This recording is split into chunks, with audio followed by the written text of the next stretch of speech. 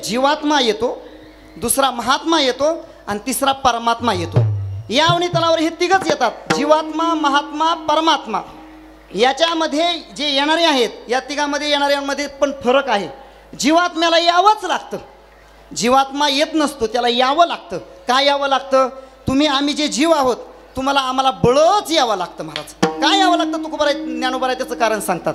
अगा कर्मी जै उरावे, तय सुख दुःखी फळावे, तया ते भोगावया यावे देहाई का। आपलं जे पूर्व आयुष्यातलं कर्म आहे शिल्लक राहिलेलं भोगायचं, ते भोगण्यासाठी आपल्याला या ठिकाणी वासना रूपाने जन्म प्राप्त होतो। जन्म घेणे लागे वासनेच्या संगे, त्याची झाले अंगे हरी रूप, त्याची झाले अंगे हरी रूप। जन्म घेणे लागे वासनेच्या संगे, त्याची झाले अंगे हरी रूप, त्याची झाले अंगे हरी रूप। जन्म घेणे लागे वासनेच्या संगे। तुमच्या आमच्या पूर्व आयुष्यातील पूर्व जीवनातील ज्या वासना शिल्लक राहिलेल्या आहेत, या वासना पूर्ण करण्यासाठी आपल्याला हा जन्म प्राप्त होतो। म्हणून जीवात्म्याला यावं लागतं। महात्मे येत असतात, महात्म्याला यायची गरज नाही। स्वेच्छा प्रारब्धाने संत महात्मे येतात। आम्ही वैकुंठवासी आलो याची कारणासी, बोलिले जे ऋषी साच भावे वर्ताया। आलो म्हणे तुका नामाचा धारक, आलो म्हणे तुका नामाचा धारक, आलो म्हणे तुका नामाचा धारक, आलो म्हणे तुका नामाचा धारक। एकंदर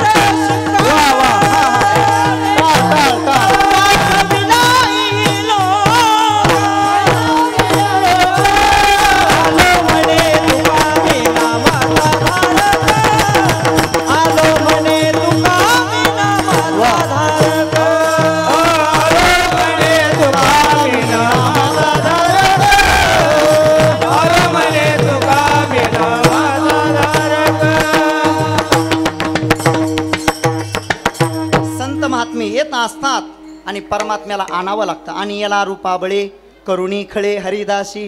हा, संत महात्म्याने आग्रह धरून भगवान परमात्मा निर्गुण निराकार होता, त्याला सगुण साकार केलं। आग्रह धरला, हट्ट धरला, तुम्ही आलाच पाहिजे। आणि मग ज्याने ज्याने जैसे ध्यावे तैसे व्हावे कृपाळे। ज्या ज्या भगवत भक्ताने जशी जशी अपेक्षा केली आहे, तसा तशा त्या त्या रूपामध्ये भगवान परमात्मा प्रकट होतो। आता काही काही पाश्चिमात्य संस्कृतीचं आपलीच मंडळी अंधानुकरण करतात आणि मग ते म्हणतात का हो, इतर धर्मामध्ये एकच देव आहे आणि आपल्या धर्मामध्ये किती मोठे देवता आहेत, 33 कोटी देव। आता इथला म्हणजे 33 कोटी म्हणजे संख्यात्मक नाही, प्रकारात्मक आहे। 33 प्रकारचे देव। एवढे देव कसं काय आपल्या संस्कृतीमध्ये? इतर धर्मामध्ये एकच देव आहे। त्याचं महत्त्वाचं कारण असं आहे, भगवान परमात्मा एकच आहे। श्वेताश्वेतर उपनिषदामध्ये अशी श्रुती आली आहे, एको देव सर्वभूतेषु गूढः सर्वव्यापी सर्वभूतांतरात्मा कर्माध्यक्ष सर्वभूतादि वास साक्षी चेता केवलो निर्गुणश्च। निर्गुण निराकार परमात्मा एकच आहे। कारण ब्रह्म एकच आहे, कार्य ब्रह्म वेगवेगळे आहेत। तुम्हाला आम्हाला वेगवेगळी अपेक्षा आहे। कोणाला असं वाटतं की मला राधाकृष्णच आवडतो, मग भगवान परमात्मा त्या रूपामध्ये येतात। कोणाकोणाला बालकृष्ण आवडतो, भगवान परमात्मा त्या रूपामध्ये येतात। कोणाला भगवान शिवजी आवडतात, भगवान परमात्मा त्या रूपामध्ये प्रकट होतात। होय भक्ती केला तैसा पूर्वी धरावी ते इच्छा, पूर्वी धरावी ते इच्छा, पूर्वी धरावी ते इच्छा। होय भक्ती केला तैसा पूर्वी धरावी ते इच्छा, पूर्वी धरावी ते अनिमा, पूर्वी धरावी अनिमा। भक्ती केला तैसा पूर्वी धरावी ते इच्छा, पूर्वी धरावी ते इच्छा, पूर्वी धरावी ते इच्छा। होय भक्ती केला तैसा पूर्वी धरावी, पूर्वी धरावी तैसा, पूर्वी धरावी तैसा। एकच भगवान परमात्मा आहे, पण एक परमात्मा वेगवेगळी रूप धारण करतो। म्हणून शास्त्रामध्ये असं म्हटलेलं आहे, एकम सत विप्रा बहुधा वदंती। एकच तत्व आहे, पण एक तत्व वेगवेगळी रूप धारण करतं। का? भक्तांच्या अपेक्षासाठी, भक्तांच्या इच्छेसाठी। म्हणून धर्मरक्षा वया अवतार घेशी परमात्मा अवतार धारण करतो। बरं का, तुमचा आमचा जन्म असतो, आपण शब्द प्रयोग करतो जन्म, राम जन्मोत्सव, पण इथल्या जन्म शब्दाचा अर्थ आहे अवतार. तुम्ही म्हणाल अवतार आणि जन्म याच्यामध्ये काय फरक? अवतार म्हणजे प्रकट होणे आणि जन्म म्हणजे जन्माला निर्माण होणे. आता जन्मणे आणि प्रकट होणे याच्यामध्ये काय फरक आहे? जी वस्तू पूर्वी नसते ती जन्मत असते आणि जी पूर्वी असते फक्त झाकलेली असते तिला प्रकट करावं लागतं. ती प्रकट होत असते, असतेच. लोपले ज्ञान जगी ही तन्यनती कोणी, अवतार पांडुरंग नाव ठेविले ज्ञानी. ज्ञानोबरायांनी हे प्रकट केलं. त्या पद्धतीने भगवान परमात्म्याचं प्राकट्य असतं, परमात्म्याचा अवतार असतो. तुमचा आमचा जन्म असतो आणि तुमचा आमचा जन्म असल्यामुळेच तुम्हाला आम्हाला मरण आहे. भगवान परमात्म्याचा जन्म नसल्यामुळे भगवान परमात्म्याला मरणही नाही. जन्माचा सापेक्ष मृत्यू आहे ना. उदाहरणार्थ तुम्हाला अजून पटवून देतो. कीर्तन झाल्यानंतर तुम्ही बाहेर चालले आणि कुणीतरी विचारलं का हो कुठं गेला होतात? रामप्रभूंच्या जन्मोत्सवाच्या कीर्तनाला गेलो होतो. रामप्रभूंच्या जन्मोत्सवाच्या कीर्तनाला? मग तुमचा रामप्रभू कधी जन्माला आला? त्याने आठवून सांगितलं की त्रेतायुगामध्ये जन्माला आले. माध्यान्ह काळाला आता जवळच येत चालली वेळ. माध्यान्ह काळी जन्माला आले. पण का हो मग त्रेतायुगामध्ये तुमचे देव जन्माला आले, त्याच्या अगोदर नव्हते का देव तुमचे? त्याच्या अगोदर ही सृष्टी कोण चालवत होतं? मग या सृष्टीचा नियामक कोण? तुमचा परमात्मा जर त्रेतायुगामध्ये जन्माला आला, तिथून पुढे जर तो सगळी सृष्टी चालवत, त्याच्या अगोदर ही सृष्टी कोण चालवत होती? आली का नाही अडचण? मग म्हणून परमात्म्याचा जन्म शब्दाचा अर्थ आहे प्रकट होणे, अवतार. अवतार म्हणजे अव उपसर्ग लागतो त्याला. तृतरती धातू आहे आणि तृतरती धातूला अव उपसर्ग लागला की अवतरती. अवतरती म्हणजे खाली येणे. खाली येणे म्हणजे भगवान परमात्मा वर आहे का कुठं असा? आता काही धर्मामध्ये परमात्मा असा 7 आसमानाच्या वर सांगतात, वर सांगतात. आपल्या धर्मामध्ये असं सांगितलेलं नाही. आपला परमात्मा सगळीकडे व्यापून भरलेला आहे. विठ्ठल जळी स्थळी भरला, ठाव कोटी नाही उरला, अजिम्या दृष्टीने पाहिला विठ्ठलची. विठ्ठल विस्तारला जनी सप्तही पाताळी भरून. परमात्मा सगळीकडेच आहे, वर आहे, खाली आहे, सगळीकडेच आहे. भक्तराज प्रल्हादजींच्या चरित्रामध्ये हे भगवान परमात्म्याने सिद्ध केलं आहे. या खांबामध्ये आहे का? सगळीकडेच आहे. तर या खांबामध्ये का नसणार? लगेच भगवान परमात्मा तिथं प्रकट झाले. म्हणून आपल्या हिंदू धर्मामध्ये भगवान परमात्मा असा वर खाली असं सांगितलेलं नाही. मग अवतरती शब्दाचा अर्थ काय? अवतरती म्हणजे भगवान परमात्मा निर्गुण निराकार आहे. निर्गुण निराकार हे त्याचं स्वरूप आहे आणि या स्वरूपातून भगवान परमात्मा खाली येतो म्हणजे सगुण साकार होतो. म्हणून धर्मरक्षा भया अवतार घेशी आपुल्या पाळीसी भक्तजना. प्रभूला त्या ठिकाणी भगवान परमात्म्याला तुकोबराय प्रार्थना करतात की तुम्ही अवतार घ्या. अनेक अवतार घेतलेले आहेत. हे सारखं तुकोबरायांचं टुमणं लागलं, अवतार घ्या अवतार घ्या. भगवान परमात्म्याने सांगितलं तुकोबराय मी काय येथून महाग अवतार घेतलेले नाहीत. तुकोबराय म्हटले असं कसं म्हणताय देवा? अंबऋषी कारणे अंबऋषीसाठी जन्मसुशीले दुष्ट निर्दाळिले किती एक. अव अंबरीश राजासाठी तुम्ही 10 जन्म घेतले ना, मग माझ्यासाठीही तुम्ही अवतार घ्या. दुष्ट निर्दाळिले किती एक. भगवान परमात्म्याच्या अवताराचं मुख्य प्रयोजन तिथं सांगतायत. दुष्ट निर्दाळिले किती एक. कित्येक दुष्टांचा त्या ठिकाणी निर्दाळन केलं आपण. भगवान परमात्म्याच्या चरित्रावर थोडासा आक्षेप येण्याची शक्यता आहे बरं का. भगवान परमात्मा असं कसं करतो बरं? परमात्मा समान आहे. ही सगळी सृष्टी देवापासून निर्माण झाली. एकाच आईवडिलापासून जर 5 मुलं निर्माण झाली असतील तर दोघाविषयी प्रेम आणि तिघाविषयी प्रेम नसावं असं कधी घडतं का? सगळी समानच आहेत ना. ही सगळी सृष्टी परमात्म्यापासून निर्माण झाली. मग घेऊन या चक्रगदा हाची धंदा करीतो भक्ता राखे पायापाशी दुर्जनाशी संवारी. असा भेदभाव का करतो परमात्मा? परमात्मा भेदभाव करतो म्हणजे भगवान परमात्मा या भेदभावातूनही परिणाम पहा तुम्ही. परमात्माने एखाद्याला मारलं तरी कृष्ण कोपुणी जाशी मारी तो पावे परब्रह्म साक्षात्कारी. भगवान परमात्म्याने दुष्टांना त्या ठिकाणी मारलं तरी तो आपल्या स्वरूपाला प्राप्त होतो. म्हणून परमात्मा भेदभाव करताना दिसतो. कृतीमध्ये भेदभाव आहे पण परिणामामध्ये भेदभाव नाही. अहो बकीयम स्तनकालकूटम जिघांसयापाय यदप्यसाध्वी लेभे गतिं धात्युच्युतां ततोऽन्यं कमुवादयालुं शरणं मुरजेम. बहु आहे करुणावंता बहु आहे करुणावंता बहु आहे करुणावंता बहु आहे करुणावंता बहु आहे करुणावंता बहु आहे करुणावंत बहु आहे करुणावंत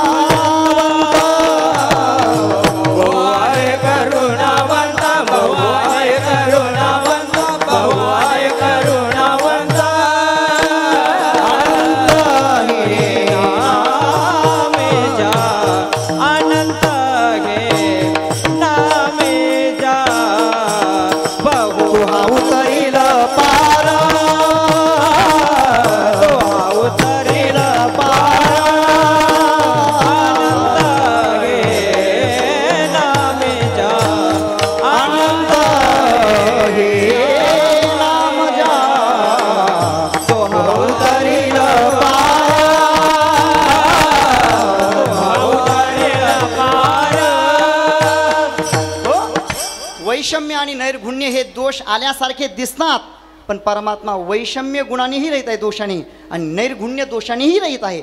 धन्य तुझ कृपा सिंधू म्हणतील, आपुला तू बोल साचकरी. आपण कृपा सिंधू आहात.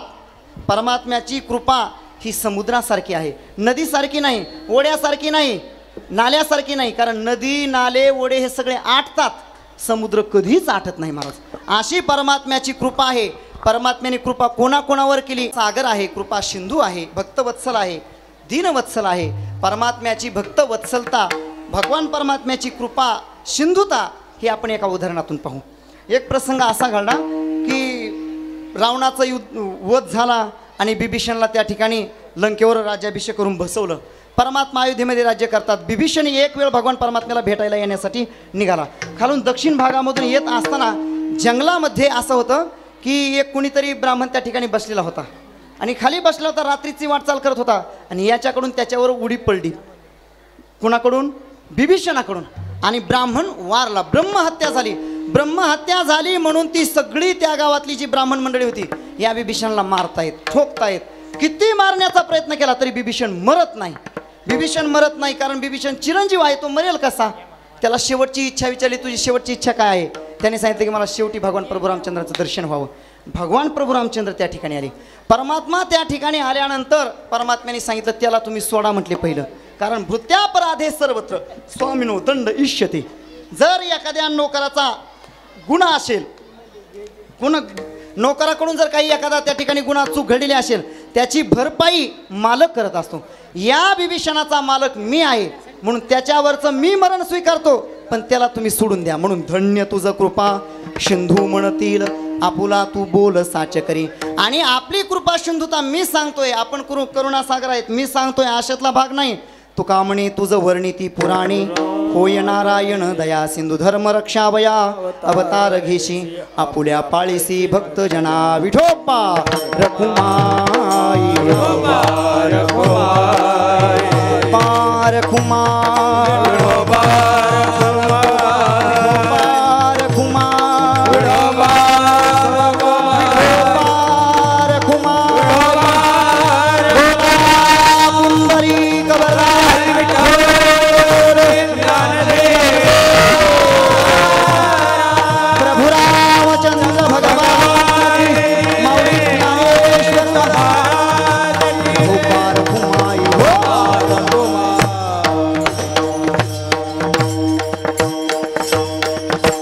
जन्मकाळ जवळ येत चाललेला आहे. त्रेतायुगामधील प्रसंग आहे. रावणाने सगळ्या देवतांना आपल्या बंदीखान्यामध्ये टाकलेला आहे. देवतांना नको नको तो त्रास त्या ठिकाणी रावण देतो आहे. 33 कोटी देव आपल्या घरी आपल्या बंदीखान्यामध्ये रावणाने टाकलेले आहेत. आणि तिकडेच त्या ठिकाणी अयोध्येमध्ये अजराजाचा पुत्र दशरथ त्या ठिकाणी राज्य करत होता. आणि राज्य करत असताना सगळं काही व्यवस्थित होतं संसारामध्ये, परंतु पुत्रहीनस्य मे राज्यम सर्वम दुःखाय कल्पते. माणसाला असं आहे, व्यवहारामध्ये किती संपत्ती प्राप्त झाली आणि पुत्र संतती जर नसेल तर सगळी अनुकूलता त्याच्यातून वजा होते, एका बाजूला राहते आणि पुत्र संततीचं दुःख राहतं. याला सगळं काही व्यवस्थित आहे, 600 राण्या आहेत, सगळं व्यवस्थित आहे, पण पुत्रहीनस्य मे राज्यम सर्वम दुःखाय कल्पते. वशिष्ठ ऋषींना तो त्या ठिकाणी प्रार्थना करतोय, महाराज मला सांगा, काहीतरी सांगा, हे सगळं दुःख मला वाटतंय, हे सगळं राज्य दुःखमय वाटतंय, मला संतती नाही, मला संतती कधी होईल? अशी त्या ठिकाणी तो प्रार्थना करत असताना एक दिवस मुरगया करण्यासाठी शिकारीसाठी गेला. प्रसंग आपणाला सर्वांना विस्ताराने ज्ञात आहे. आणि त्याने लक्षवेधी बाण सोडला. श्रावण बाळाचा वध झाला. वध झाल्यानंतर श्रावण बाळाच्या आईवडिलांना हा वार्ता सांगण्यासाठी गेल्यानंतर श्रावण बाळांच्या आईवडिलांनी सांगितलं, बाबा रे, आम्ही जसे पुत्र शोकाने या ठिकाणी मरतो आहोत तसाच तुला देखील पुत्र शोकाने एक दिवस तुझा देह सोडावा लागेल. त्याला दुःखही वाटलं आणि त्याच्यात आनंदही वाटला. म्हणजे पुत्रशोकाने मरावं लागेल म्हणजेच मला कधी ना कधीतरी मुलं होणार. आणि होणार म्हटल्यानंतर आता ब्रह्महत्या जे राज्य घडे ते राज्य पर्जन्य न पडे. त्या ठिकाणी पाऊस बंद झाला होता, ब्रह्महत्या झाली होती, म्हणून त्याने अनेक प्रकारचे त्या ठिकाणी अश्वमेध यज्ञ केले. आणि वर शुक्राचार्यांनी पाऊस असा धरून ठेवला होता. खाली पाऊस पडू देतच नव्हता अयोध्येवर शुक्राचार्य, म्हणून शुक्राचार्यांबरोबर युद्ध केलं. त्या युद्धामध्ये याच्या रथाचा आख मोडला, कैकेयीमध्ये हात दिला. युद्ध पूर्ण झालं. कैकेयीला सांगितलं, तुला काय वर पाहिजे असतील ते माग. माग म्हटल्यानंतर तिने सांगितलं की मी 2 वर मागणार आहे आणि प्रसंगानुसार मागून घेणार आहे, आताच मागणार नाही. असं झालं. पुढं त्या ठिकाणी मग महाराज त्या विमांडक ऋषींचा पुत्र ऋषीशृंग यांच्या हस्ते त्या ठिकाणी यज्ञ वशिष्ठ ऋषींनी सांगितल्याप्रमाणेच यज्ञाचं सगळं आयोजन केलं. यज्ञाचं आयोजन केलं आणि यथोचित यज्ञ विधी पार पडल्यानंतर यज्ञ नारायण संतुष्ट झाला आणि यज्ञ भगवंत त्या ठिकाणी पायस पात्र घेऊन उभे आहेत. आणि ऋषीशृंग ऋषींनी त्या ठिकाणी सांगितलं की बाबा रे, हे लवकर तुझ्या राण्यांना 3 भाग करून दे. 3 भाग करून दे म्हटल्यानंतर त्याने बरोबर 3 भाग केले. पण पहिला भाग कौसल्याला दिला, त्यामुळे कैकेयीला राग आला आणि तिने काही तो भाग सेवन केला नाही. पिंड घारीने झडपिला, अशा पद्धतीचं वर्णन आहे. विलंब करिता विघ्न ओढवेलं, विलंब झाला आणि तो तिचा जो होता हातावरचा पिंड तो घार घेऊन गेली. मग या दोघींनी आपल्यातला अर्धा अर्धा भाग त्यांना दिला. दिल्यानंतर महाराज त्या काळानुसार त्या ठिकाणी गर्भवती राहिल्या, गरोदर राहिल्या. आणि मग वशिष्ठ ऋषींनी सांगितलं, राजा धर्मशास्त्र ऐशे डोळे पुसावे. धर्मशास्त्र असं सांगतंय की आपल्या पत्नीचे डोळे विचारले पाहिजे, पुसले पाहिजेत, विचारले पाहिजे. आणि मग राजा तिघींकडेही गेला. महाराज तिघींकडे गेल्यानंतर पहिल्यांदा कैकेयीकडे गेला. कैकेयीने त्या ठिकाणी सांगितलं, ज्येष्ठाशी जावे वनांतरा, कनिष्ठाशी राज्यपद द्यावा. कनिष्ठाला राज्यपद मिळावं आणि ज्येष्ठाला वनामध्ये पाठवावं. हे अशी विचित्र गोष्ट ऐकल्यानंतर राजाला दुःख झालं. तिथून राजा सुमित्रेच्या महालामध्ये आला. सुमित्रेच्या महालामध्ये आल्यानंतर सुमित्रेला विचारलं, तुझी काय इच्छा आहे? तिने सांगितलं की अहर्निश वडिलांची सेवा, रात्रंदिवस मी वडिलांची सेवा करावी, वडीलधाऱ्या माणसांची सेवा करावी असं मला वाटते. डोळ्यातले हे अशा प्रकारचे डोळे आहेत. मला रात्रंदिवस ज्येष्ठांची सेवा करावी वाटते, पूजा अर्चा करावी वाटते. हे तिचं डोळं ऐकल्यानंतर राजा दशरथाला समाधान वाटलं आणि तिथून पुढं राजा कौसल्याच्या महालामध्ये आला. महाराज कौसल्याच्या महालात आल्यानंतर कौसल्या देहभान विवर्जित झाली होती. कौसल्याच्या पोटामध्ये भगवान प्रभू रामचंद्र आलेले आहेत. तिला कसल्याही प्रकारचं भान नाही, तिला कुठल्या प्रकारचं भान नाही. हा बोलतोय, हा बोलत असताना ती काहीच बोलत नाही. मग यावेळेस त्या राजाला असं वाटतंय, दशरथ राजाला असं वाटतं हिला कुणीतरी भूताने झडपिले की काय. काय प्रमाण भूते झडपिले, भूताने हिला झडपलंय की काय असं त्या ठिकाणी तो चिंतातूर झाला राजा. आणि मग राजाने वशिष्ठ ऋषींना बोलवलं. वशिष्ठ ऋषींना बोलवल्यानंतर वशिष्ठ ऋषींनी कौसल्याला पाहिलं आणि तिचं सगळं तेज पाहिलं. तेज पाहिल्यानंतर वशिष्ठ ऋषींनाही समाधी लागली. त्यांनाही काय बोलावं काही कळेना गेलं. मग मात्र राजा फार मोठा संकटात पडला. राजा म्हटला, आता या भूताने यांना पण झडपलं. अशा पद्धतीने काळजी करूनंतर मोठ्याने तो बोलू लागला आणि वशिष्ठ ऋषींना त्याने हलवलं आणि महाराज काहीतरी सांगा, हा प्रसंग काय वाढवला नेमका. मग त्या ठिकाणी सांगितलं, राजा कुठलीही प्रकारची तू काही काळजी करू नकोस. भगवान प्रभू रामचंद्र या ठिकाणी आता भगवान तुझ्या पत्नीच्या गर्भामध्ये आहे, आता ना काही क्षणामध्ये ते अवतीर्ण होणार आहेत. आणि असं म्हटल्यानंतर त्या ठिकाणी राजाला समाधान वाटलं आणि राजाने ह्या सगळा प्रसंग चालला असताना या आकाशामध्ये सगळ्या देवता त्या ठिकाणी पुष्प घेऊन उभे आहेत. या सगळ्या प्रसंगाचं वर्णन करणारा भक्त श्रोमणी नामदेवरायांचा एक अभंग आहे. तो अभंग आपण म्हणू आणि अभंग म्हटल्यानंतर चरण म्हणून त्या ठिकाणी पुष्पवृष्टी करू. महाराज पुढे अभंग म्हणतील सरळ सरळ आणि लगेच पुष्पवृष्टी करू आपण. उत्तम हा चैत्र मास, उत्तम हा चैत्र मास, उत्तम हा चैत्र मास, चैत्र मास, ऋतू वसंताचा दिवस, ऋतू वसंताचा दिवस, ऋतू वसंताचा दिवस, ऋतू वसंताचा दिवस, ऋतू वसंताचा दिवस, ऋतू वसंताचा दिवस. शुक्ल पक्षी नवमी, शुक्ल पक्षी नवमी, शुक्ल पक्षी नवमी, शुक्ल पक्षी नवमी. उभे सुरवर देयोमी, उभे सुरवर देयोमी, उभे सुरवर देयोमी, उभे सुरवर देयोमी, उभे सुरवर देयोमी, उभे सुरवर देयोमी. मध्यानासी दिनाकर, मध्यानासी दिनाकर, मध्यानासी दिनाकर,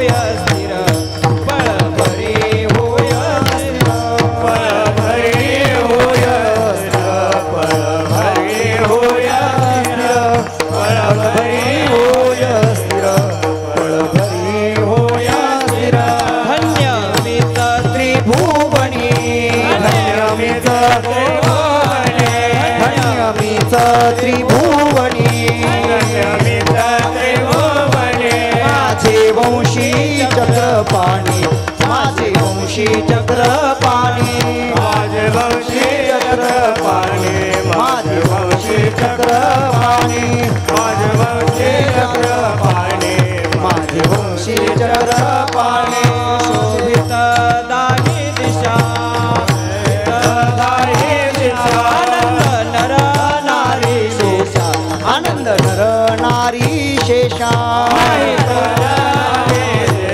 आनंद नर नारी शेषा आनंद नर नारी शेषा आनंद नर नारी शेषा नाही कौसल्ये से भान नाही कौसल्ये से भान आले नारायण गर्भी आले नारायण गर्भी आले नारायण गर्भी आले नारायण गर्भी आले नारायण गर्भी आले नारायण आयोनी संभव संभव आयोनी संभव आयोनि संभव प्रगटला राघव प्रगटला राघव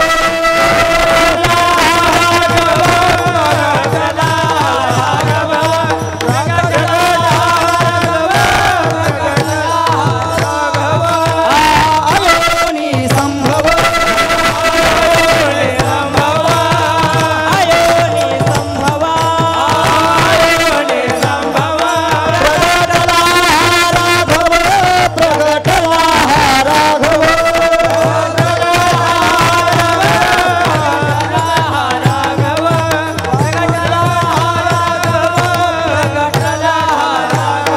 शुक्ल पक्षी नवमी शुक्ल पक्षी नवमी शुक्ल पक्षी नवमी उभे सुरवर देवमी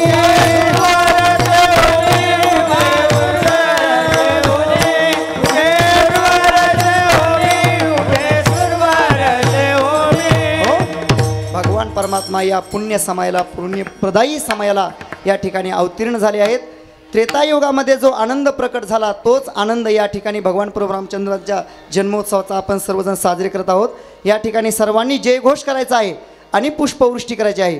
पुंडली वरदारी विठ्ठल श्री ज्ञानदेव प्रभु रामचंद्र भगवान की जय. प्रभु रामचंद्र भगवान पवन सुत हनुमान की जय. राजा राम राम राम सीता राम राम राजा राम राम राम सीता राम राम राम राजा राम राम राम राजा राम राम राम राम राम राम सीता राम. हा हा हा बोला टाळी वाजवा भजन करा. सीता राम राम राम राजा राम राम राम सीता राम राम राम राजा राम राम राम राजा राम राम राम राजा राम राम राम सीता राम राम राम राम राम सीता राम राम राम राजा राम राम राम सीता राम राजा राम राम राम सीता राम राम राम राजा राम राम राम सीता राम राम राम राजा राम राम राम सीता राम राम राम राजा राम राम राम सीता राम राम राम राजा राम राम राम सीता राम राम राम राजा राम राम राम सीता राम राम. टाळी वाजवा भजन करा. राम सीता राम राम राम राजा राम राम राम सीता राम राम राजा राम राम राम सीता राम राम राम राजा राम राम राम सीता राम राम राजा राम राम राम सीता राम राम राम राजा राम राम राम सीता राम राम. पुंडली गदाधारी विठ्ठल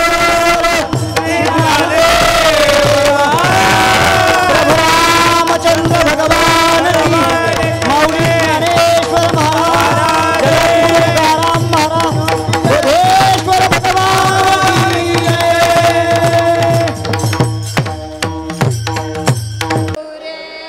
कुलभूषण दशरथ नंदना निद्रा करी बाळा मन मोहना राम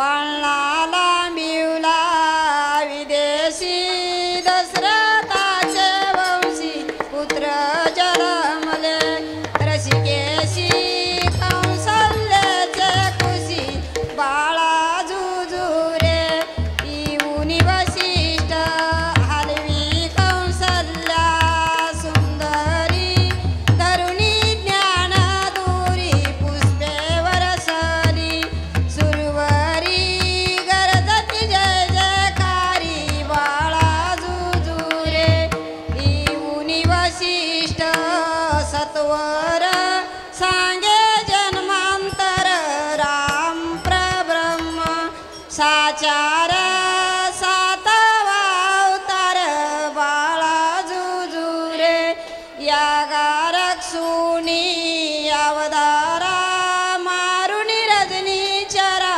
जाईल सीतेच्या स्वयंवरा उदरील गौतमदारा बाळा जुजुरे पर्णिल जानकी स्वरूपा भंगुनी शिवचा पारावन लज्जित महाकोपा नव्हे पन्हा सोपा बाळा जुजुरे सिंधू जलडोही आवलीळा नामे तरतील शिळा त्यावरी उतरून या दयाळा निहिल वानर मेळा बाळा जुजुरे समूळ मरदुनी रावण स्थापिल विभीषण देव सोडविला संपूर्ण आनंदला त्रिभुवन बाळा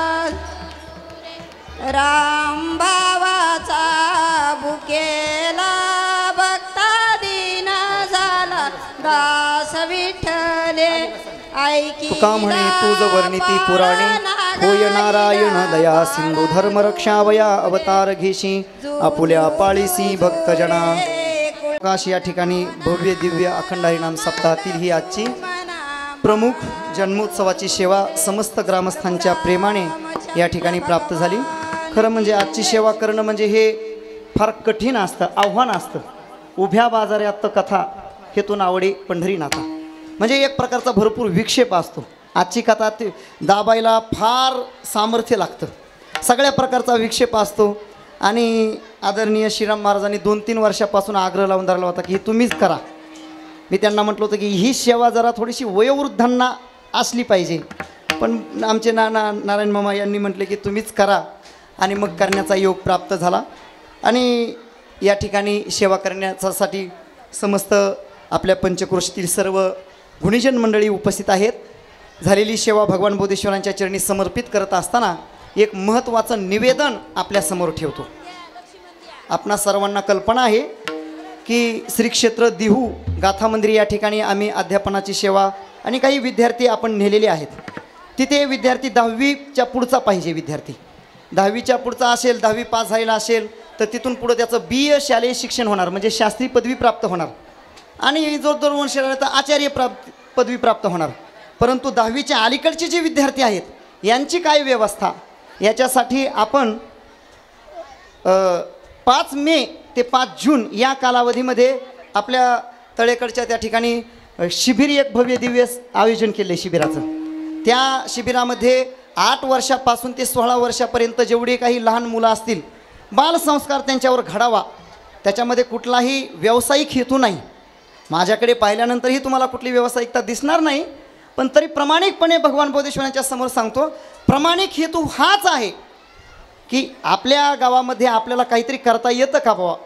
मला तर या ठिकाणी सर्व थांबता येणार नाही, परंतु आमच्या गुरुकुलमधली जी काही सुटलेली आचार्य मंडळी आहेत, अध्यापक मंडळी आहेत, ते थांबणार आहेत आणि ते विद्यार्थ्यांना शिकवणार आहेत. विद्यार्थ्याकडून 1 रुपयाची फी घेतली जाणार नाही. आणि सर्व ग्रामस्थांच्या पंचक्रोशीतील सर्व भावी भक्तांनी त्या ठिकाणी पंक्ती देण्याचं कबूल केलेलं आहे. पंक्तीचाही खर्च काय फार नाही, पंक्तीचा खर्च 2000 रुपयाची पंगत आहे. आपल्यापैकी कोणाला शक्य झालं तर करा, नाही शक्य झालं तर काही हरकत नाही, पण आपल्या घरी जी मुलं असतील ती पाठवा आणि त्यांच्यावर आम्हाला काहीतरी बालसंस्कार त्या ठिकाणी घडू द्या. ही पिढी खूप वाह्यात निघत चाललेली आहे. आपल्या बाल्यावस्थेमध्ये मोबाईल अशी बहिर्मुक्तीची साधनं नव्हती. अलीकडे सगळ्यात मोठं व्यसन मोबाईल आहे. मोबाईलपासून आपल्या मुलांना जेवढे आपण दूर ठेवू तेवढी आपली मुलं घडणार आहेत. आणि या दृष्टिकोनातून त्यांच्यावर सर्वांगाने बाल संस्कार घडावेत, या दृष्टिकोनातून आपण शिबिराचं आयोजन केलं आहे. आपणा सर्वांना माझी विनंती आहे, 5 मे ते 5 जून या कालावधीमध्ये आपण आपल्या लहान मुलांना त्या ठिकाणी पाठवा. आम्हाला त्यांच्यावर काही संस्कार करता येतील. असो झालेली ही अजून याची उर्वरित काही सूचना आमचे सिद्धेश्वर रुपनर असतील, मुंजाभाऊ गडदे असतील, चंद्रकांत दादा असतील, यांच्याशी तुम्ही संपर्क साधा. आपले काही जर पालक असतील किंवा आपल्याला कोणाला पंगत द्यायची असेल तशा पद्धतीने त्या ठिकाणी नियोजन केलं जाईल. झालेली सर्व सेवा भगवान बोधेश्वरांच्या चरणी समर्पित करत असताना तरी न्यूनते पुरते अधिकते सरते करुणी घ्यावे हे तुमते विनवितू असे पायाच्या प्रसादे काही बोलिलो विनोदे मज क्षमा करणे संती नोहे अंगभूत युक्ती ज्ञानेश्वर माऊली ज्ञानराज मा